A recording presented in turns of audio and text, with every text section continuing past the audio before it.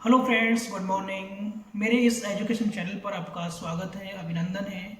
आज हम बात करने वाले हैं शिक्षा के अधिकार अधिनियम 2009 की, जिसमें अब तक हमने 4 पार्ट पढ़ लिए हैं। आज हम पार्ट नंबर 5 को अध्ययन करेंगे और इसमें हम धारा नंबर 20 से लेकर के धारा नंबर जो 38 है, उन सभी धाराओं का बारी बारी से विस्तार पूर्वक अध्ययन करेंगे।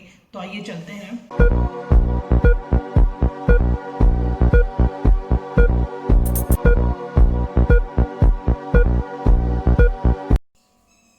हेलो फ्रेंड्स, आज हम बात करने वाले हैं शिक्षा के अधिकार अधिनियम 2009 के पार्ट 5 की। जैसा कि हम पिछले पार्ट के अंदर भी जो अपनी धारा 1 से है वहाँ से लेकर के धारा 19 है उसका विस्तार पूर्वक अध्ययन किया, उसी क्रम को आज हम आगे बढ़ाते हैं। और आज धारा संख्या 20 से लेकर के धारा संख्या जो 38 है, यानी अपनी जो शेष धाराएं हैं, उन सभी शेष धाराओं के अंदर आरटी में क्या प्रावधान है, क्या उल्लेख किया गया है, उस सभी को हम बारीक बारीक से समझते हैं। चलते हैं आगे। धारा नंबर 20। तो देखिए, धारा नंबर 20 में यह उल्लेख किया गया है कि समुचित सरकार विद्यालय के जो मानक हैं उन मानकों में परिवर्तन कर सकती है। यानी जो तय मानक है, यदि सरकार चाहे तो उन तय मानकों के अंदर भी परिवर्तन कर सकती है। ऐसा उल्लेख धारा नंबर 20 में आपको देखने को मिलेगा, या उसका उल्लेख उसमें वर्णित है। बात करते हैं धारा नंबर 21 की। तो देखिए, धारा नंबर 21 में ये वर्णन किया गया है कि विद्यालय के विकास के लिए, विद्यालय के विकास की योजना बनाने के लिए एक कमेटी का गठन किया जाए, एक समिति का गठन किया जाए, और उस समिति का नाम हो विद्यालय प्रबंधन समिति, यानी स्कूल मैनेजमेंट कमेटी। ठीक है, तो ये कई बार प्रश्न पूछ लिया जाता है कि किस धारा के अंदर विद्यालय प्रबंधन समिति का उल्लेख है। तो धारा नंबर 21 के अंदर ऐसा उल्लेख है।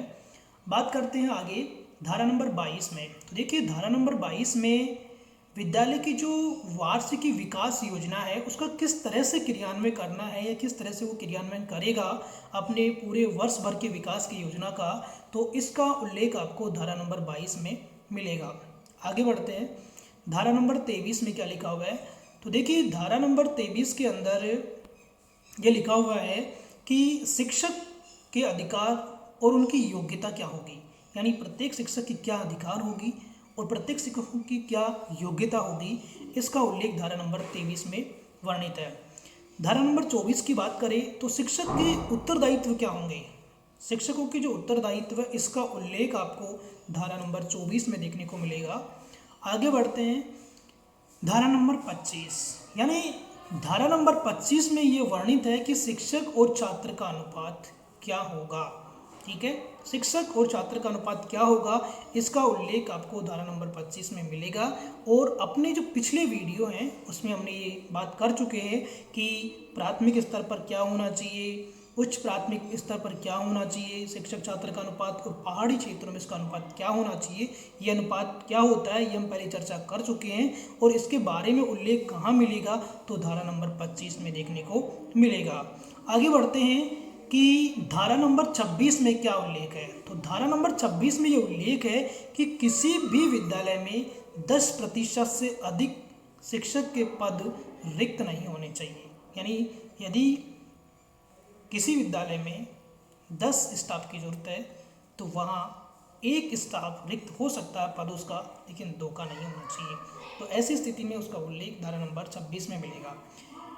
इसी प्रकार से धारा नंबर 27 में क्या उल्लेख है, तो इसको हम आगे करते हैं कि धारा नंबर 27 में ये उल्लेख है कि एक शिक्षक के जो कार्य हैं वो शैक्षणिक कार्यों के अलावा भी उसको कई कार्यों में लगाया जाता है। और वो 3 कार्य हैं, जैसे जनसंख्या की जनगणना है, निर्वाचन एवं चुनाव संबंधी कार्य हो सकते हैं, इसी प्रकार आपातकाल या आपदा राहत, ऐसे जो कार्य होते हैं उसके अंदर भी एक शिक्षक को शिक्षण कार्यों के अतिरिक्त लगाया जा सकता है।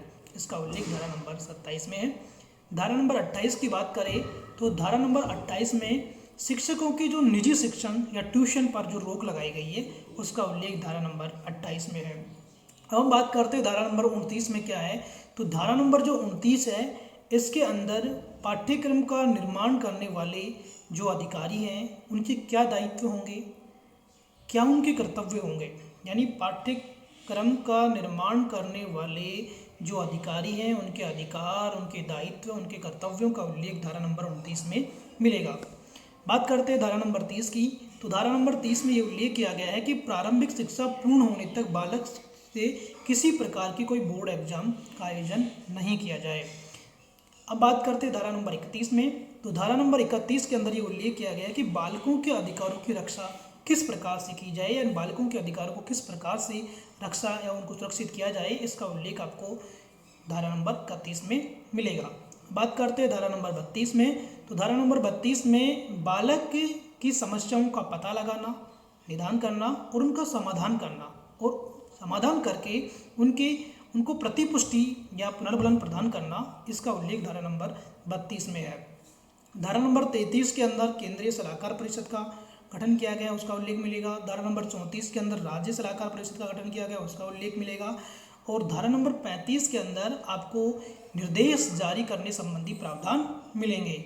धारा नंबर 36 की बात करें तो धारा नंबर 36 के अंदर जो राज्य के कर्मचारी हैं, यदि वो किसी भी आदेशों की पालना नहीं करते हैं, आदेशों की अवहेलना करते हैं, तो उनके खिलाफ मामला दर्ज किया जा सकता है। ये इसका उल्लेख धारा नंबर 36 में मिलेगा।